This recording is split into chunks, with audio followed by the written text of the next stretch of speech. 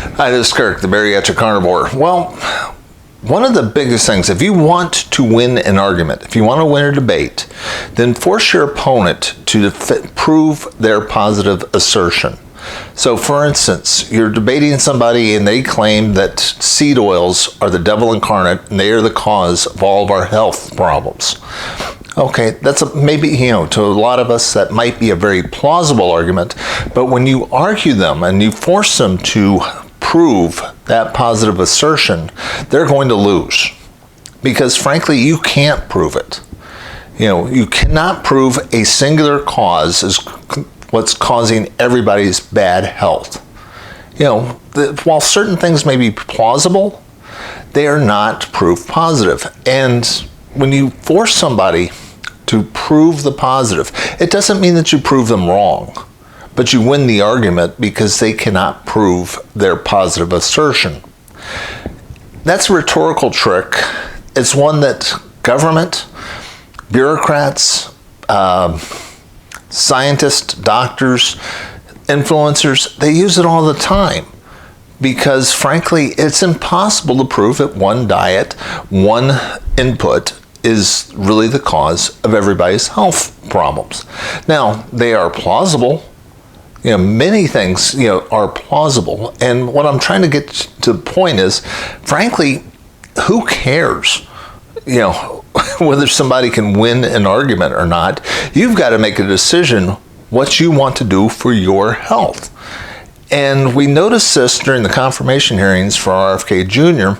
when senators kept claiming that, hey, you make these positive assertions about the dangers of certain things, but you can't prove it.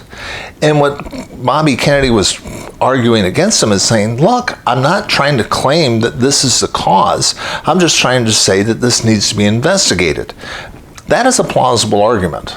And I think what he was pointing out, and it was a subtle thing, and the media didn't pick it up, and thankfully a bunch of influencers did, was his assertions about certain pesticides, certain food additives, ultra-processed foods, sugar, all these other things, and antidepressants and other extreme use of medicine and big pharmaceuticals have all negatively contributed to America's health. That is plausible. Now, trying to figure out which is the one thing, frankly, a lot of people use antidepressants and don't have any ill effects, but some people do. When you look at the number of kids that have been involved in school shootings, almost all of them have been on some sort of medication for psychiatric disorders. Ritalin, antidepressants, etc. Does that mean that every kid that has taken something for ADHD and depression is going to be a mass shooter? No. But there's a link to these things. We see it that there's a definite link between an antidepressant and suicide increase and a bunch of other issues. That does not mean that it's going to be a guaranteed thing for everybody that uses it. A lot of people have been eating vegetable oil for about 80 years. Does that mean everybody's going to get heart disease? No. But we've seen a major increase in the amount of heart disease since we've introduced these into the food supply. We've also seen the same thing with ultra-processed food. We see it with added sugar. We see it with a lot of the food additives. We see it in a lot of different things that have popped up. And how much of these are in our control? Well, frankly, a lot of them. We can switch our diet to get away from the ultra-processed food. We can get rid of vegetable seed oils. We can quit adding sugar to everything and check and see if these things work for us because they're plausible. When you look at, what things have been added to the diet, what have we done to our food supply, our medical supply, etc. What pharmaceuticals have we been adding in, etc. And what has our health been doing? Our obesity rate's been going up. The amount of type 2 diabetes has been going through the roof. Our mental health is collapsing. All these different things have all been working together for quite a long time.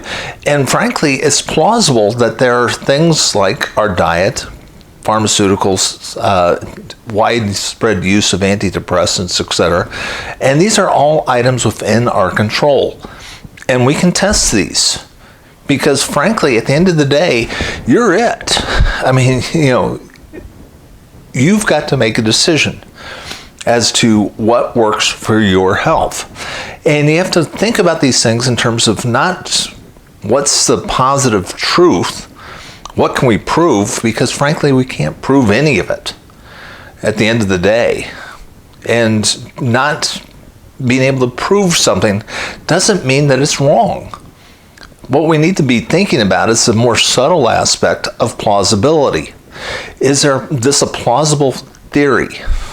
And if so, do we want to test it with ourselves? Because frankly, in this fight for your health, we are all alone in this, but we can all be alone in this together. And when you look at other people's experiences, when you look at the results of what's going on with Virta Health, and where they put people that are type 2 diabetic on a low-carb diet, and they test it, and they make sure that they are staying in ketosis, many of them are reversing their type 2 diabetes, they're losing weight, they're getting metabolically healthy. Now that is not proof that keto diets work, that low-carb works, but it makes it much more plausible.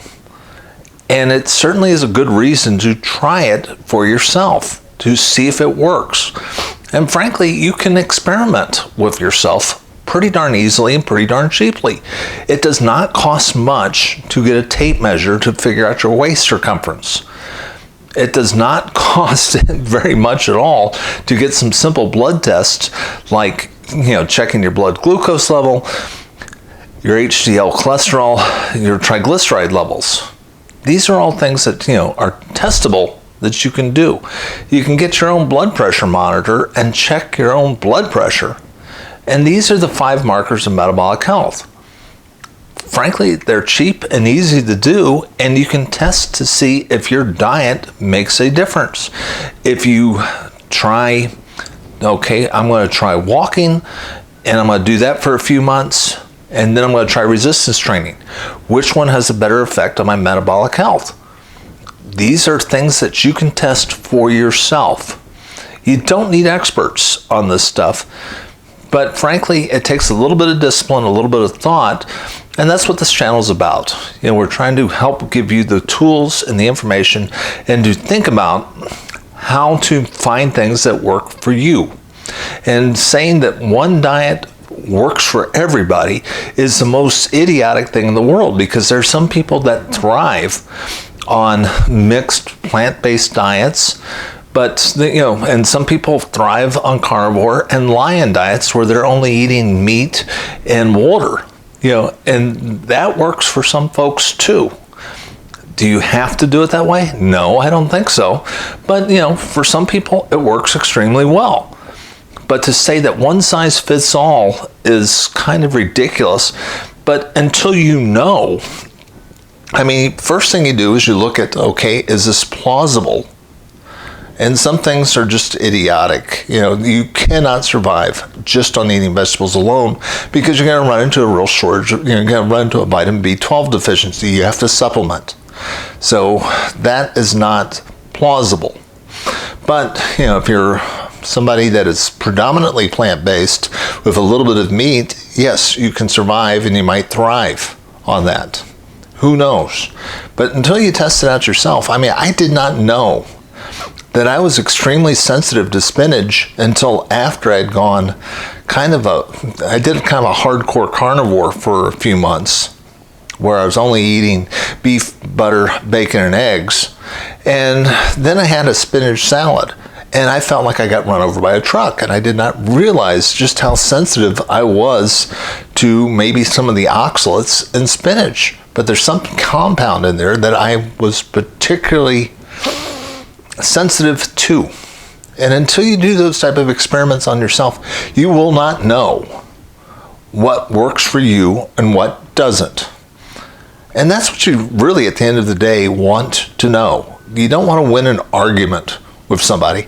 Very few of us are going to be influencers. Very few of us are going to be government scientists. Very few of us are going to be in a position where we can make decisions for other people on how they're going to eat. But you can look after you. And that's what we're trying to help you do. So this is Kirk, the Bariatric Carnivore. I try to put out a couple messages each week. Remember this fight for your health. We are all alone in this, but we can all be alone in this together, and we can find really good clues together. Please hit the like, subscribe, join this channel of other like-minded folks, and I will talk to you again soon.